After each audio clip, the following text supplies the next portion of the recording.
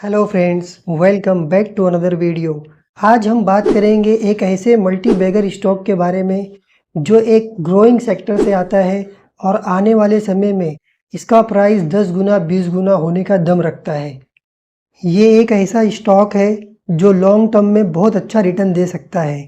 इसको आप अपने गोल के लिए भी रख सकते हो, जैसे बच्चों की पढ़ाई करानी हो या फिर उनकी शादियां करानी हो या फिर अपने रिटायरमेंट के लिए। लॉन्ग टर्म में ये बहुत ही अच्छा रिटर्न देकर जाएगा। आज इस मल्टी बैगर को कवर करेंगे इस वीडियो में, लेकिन उससे पहले अभी जो फ़िलहाल माहौल चल रहा है, इजराइल और हमास का वॉर, उसका क्या असर पड़ा इंडियन स्टॉक मार्केट में और उससे क्या सीखने को मिला हमको। इजराइल और हमास का वॉर स्टार्ट हुआ सैटरडे को और इस वॉर के चलते इजरायली शेयर मार्केट धराशायी हो गया और इस वॉर का इम्पैक्ट दुनिया भर के सारे स्टॉक मार्केट पर दिखाई दिया। और मंडे को जब इंडियन स्टॉक मार्केट भी ओपन हुआ तो अंडर प्रेशर था और इंडियन स्टॉक मार्केट में भी मंडे को बिकवाली दिखाई दी। मंडे के दिन Indian stock market under pressure थी, लेकिन आज ट्यूसडे है, जितनी भी गिरावट आई थी मंडे के दिन सारा के सारा रिकवरी आ गई ट्यूसडे के दिन। ये है निफ्टी का इंडेक्स, सारा के सारा रिकवर हो गया। उसके बाद मिड कैप जो भी गिरावट आई थी सारी रिकवरी आ गई। उसके बाद small cap same scenario, Sensex same scenario. तो ऐसा तो देखा जाए तो कुछ भी फ़र्क नहीं पड़ा इंडियन स्टॉक मार्केट को। अब इम्पोर्टेंट ये है कि हमें क्या सीखने को मिला इससे। तो देखो, सबसे इम्पोर्टेंट लर्निंग यहाँ पर यह है कि ऐसे बहुत सारे वॉर्स आके चले गए जब से स्टॉक मार्केट बनी है। 2000 से देख लो अभी तक का स्टॉक मार्केट ने किस तरह ग्रो किया है।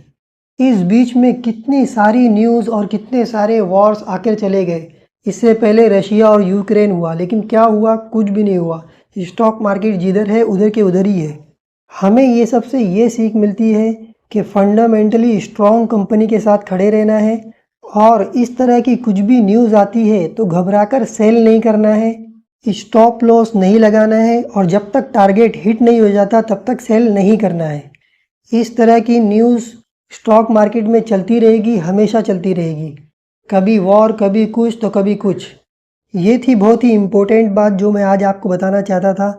अब चलते हैं, आज की वीडियो को शुरू कर लेते हैं और आते हैं अपने मल्टी बैगर स्टॉक के ऊपर। Metropolis health care limited, pharmaceutical sector, एक multi bagger stock. Long term में पैसे को 10-20 गुना करने का दम। इंडियन डायग्नोस्टिक कंपनी में ये एक लीडिंग कंपनी है। डायग्नोस्टिक चेन है कंपनी के पूरे इंडिया में, साउथ एशिया में, अफ्रीका में एंड मिडल ईस्ट में। और इसके अलावा कंपनी बहुत अच्छा प्रेजेंस रखती है इंडिया में 20 स्टेट और 200 प्लस सिटीज़ में। ओवरसीज़ में भी बहुत अच्छा प्रेजेंस है इनका 8 कंट्रीज़ में, including Sri Lanka, Ghana, UAE, Kenya and Mauritius. इन सारी जगहों पर बहुत अच्छा प्रेजेंस है कंपनी का। नेटवर्क की अगर बात करें तो 4000 प्लस क्लिनिकल लेबोरेटरी है और 10,000 प्लस टच पॉइंट्स है और 3186 सर्विस सेंटर्स है, जिससे ये बहुत ही स्मूथली अपने बिजनेस को रन करते हैं। रेवेन्यू बायरफिकेशन में देखें तो रूटीन टेस्ट से आता है इनको सबसे ज़्यादा 46%। उसके बाद आता है सेमी स्पेशलाइज्ड टेस्ट से 37%, ये सेकेंड नंबर पे। थर्ड नंबर पे आता है स्पेशलाइज्ड टेस्ट 15%। उसके बाद वेलनेस से आता है सिर्फ और सिर्फ 2%। तो सबसे ज़्यादा इनको बिजनेस आता है रूटीन टेस्ट से, उसके बाद सेमी स्पेशलाइज्ड टेस्ट से। ये है इनका रेवेन्यू बायरफिकेशन। उसके बाद जोग्राफिकल रेवेन्यू बायरफिकेशन देख लेते हैं। नॉर्थ से आता है 8%, ईस्ट से आता है 5%, वेस्ट से आता है 55%, साउथ से आता है 30% और इंटरनेशनल से आता है सिर्फ 6%। सबसे ज़्यादा इनको वेस्ट और साउथ से आता है 51 प्लस 30। तो जोग्राफिकली भी कंपनी बहुत अच्छा बिजनेस कर रही है। फुल एक्सपांशन मोड में चल रही है कंपनी। हाईटेक डायग्नोस्टिक सेंटर को कंपनी ने 636 करोड़ में एक्वायर कर लिया है 22 अक्टूबर 2021 को। तो एक्सपांशन लगातार कंटिन्यूसली करे जा रही है कंपनी और अपने बिजनेस को बढ़ाए जा रही है। यहाँ पर पहले इम्पोर्टेंट रेशोज़ देख लेते हैं, उसके बाद चलेंगे P&L स्टेटमेंट पर और बैलेंस शीट पर। तो मार्केट कैप है अभी कंपनी की 7,550 करोड़। करंट प्राइस चल रहा है 1474। 52 वीक हाई लगाया था कंपनी ने 1791 और 52 वीक लो था 1171। स्टॉक PE है अभी 54 का। बुक वैल्यू है 193 की और डिविडेंड कंपनी दे देती है 0.54% का। ROCE है 17.4% और ROE है 15.2%। फेस वैल्यू है 2 की और प्रमोटर होल्डिंग है ऑलमोस्ट 50%। उसमें से प्लेज किया हुआ है 1.18%। थोड़ा सा प्लेज किया हुआ है, इससे ज़्यादा कुछ फ़र्क नहीं पड़ता कंपनी के ऊपर। डेट है कंपनी के ऊपर 266 करोड़, जिसकी वजह से डेट टू इक्विटी रेशियो बैठता है 0.27%। तो डेट भी इतना कुछ बहुत नहीं है, एक हिसाब से तो डेट फ्री कंपनी है। यहाँ पर जो ROC 17.4% दिखा रहा है वो सिर्फ इस साल आया है, इससे पहले इनका ROCE बहुत अच्छा आता था। इस साल प्रॉफिट कम होने की वजह से यहाँ पर ये ROCE 17 का दिखा रहा है, नहीं तो इससे पहले का ROCE आप देखोगे तो 29%, 36%, 40%, 43%, 43%, 46%, 34, 28 इस तरह के ROCE इनके आते थे और इस साल आया है 17%। और ये सिर्फ इनका ही नहीं आया है, पूरे सेक्टर का यही हाल है इनका। रॉ मटेरियल के प्राइसेस बढ़ जाने की वजह से ये सारा कुछ हुआ है। जैसे ही प्राइस कूल ऑफ होंगे ये वापस से ROCE इनका रिटर्न आ जाएगा। शेयर प्राइस भी इनका इसीलिए नीचे आया है क्योंकि इनका नेट प्रॉफिट इस साल कम हुआ है। चलते हैं P&L स्टेटमेंट में और देख लेते हैं क्या रहा है इनका रेवेन्यू और नेट प्रॉफिट। ये आ गए हम P&L में। लॉन्ग टर्म में अगर आप इनका देखोगे सेल्स तो 2014 में थी 288 करोड़, जो 2023 में बढ़कर हो गई 1148 करोड़। 2023 में इनकी सेल्स थोड़ी कम आई थी, 2022 में आई थी 1228 करोड़। इस साल फार्मा सेक्टर में सबकी सेल्स कम आई है, तो इसलिए इस कंपनी की भी सेल्स कम आई है। तो इस बार हम लोग इसको कंपेयर करेंगे 2022 से।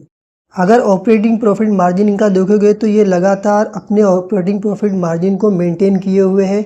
28%, 29%, 27%, 28% इस तरह का ऑपरेटिंग प्रॉफिट मार्जिन इनका हमेशा से रहा है।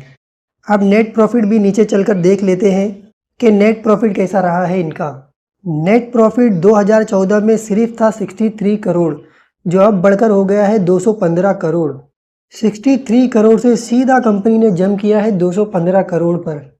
इतनी बड़ी जंप ये कोई मामूली बात नहीं है। इतना प्रॉफिट लाना एक अच्छी और मजबूत कंपनी की निशानी है। और ऐसा नहीं है कि ये जो कुछ भी कमाते हैं इनके पास आता नहीं है, वो सारा कुछ इनके पास कैश में आता है। 247 करोड़ 2023, 253 करोड़ 2022, 249 करोड़ 2021, 215 करोड़ 2020, 90 करोड़ 2019। तो जितना भी ये नेट प्रॉफिट करते हैं वो सारा कुछ कैश के रूप में इनके पास आता है। अब चलते हैं इनकी बैलेंस शीट में और बैलेंस शीट भी देख लेते हैं किस तरह की रही है इनकी।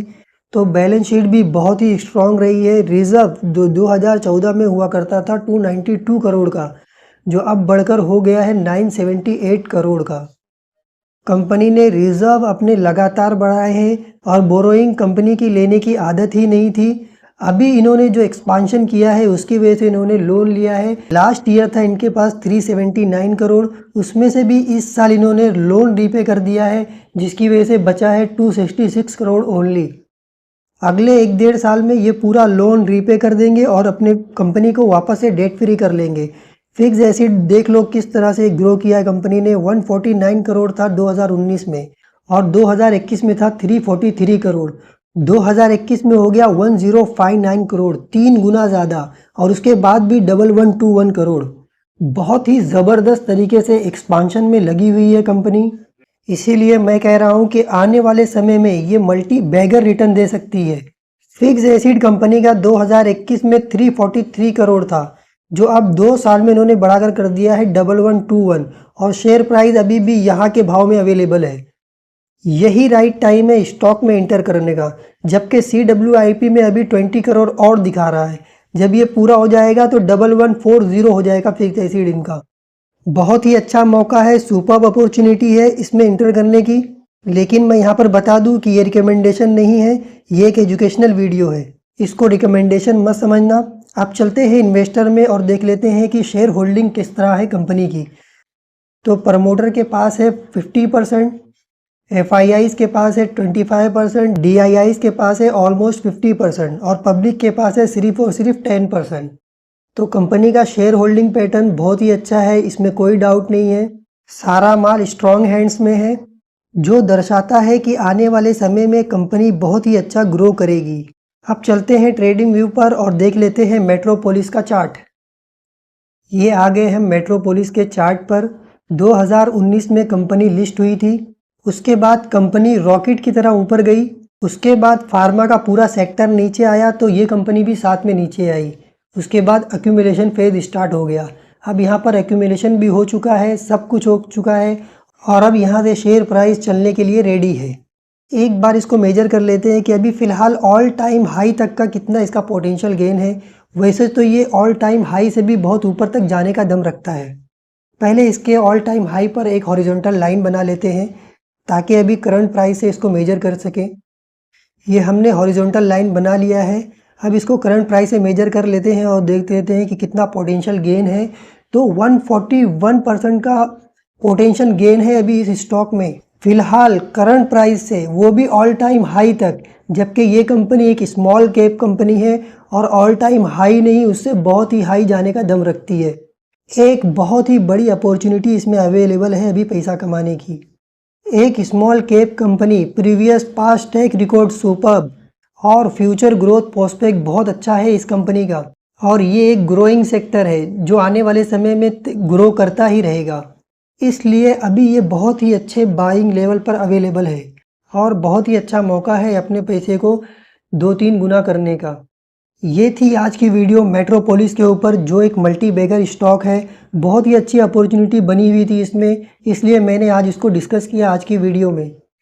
इस तरह की नॉलेजेबल वीडियो मैं इस चैनल पर लाता रहता हूँ। सब्सक्राइब कर लेना अगर सब्सक्राइब नहीं किया है तो, और अगर वीडियो पसंद आए तो लाइक भी कर देना। आज की वीडियो में बस इतना ही। मिलते हैं अगली वीडियो में एक और नई अपॉर्चुनिटी के साथ। तब तक के लिए लाइक, शेयर एंड सब्सक्राइब।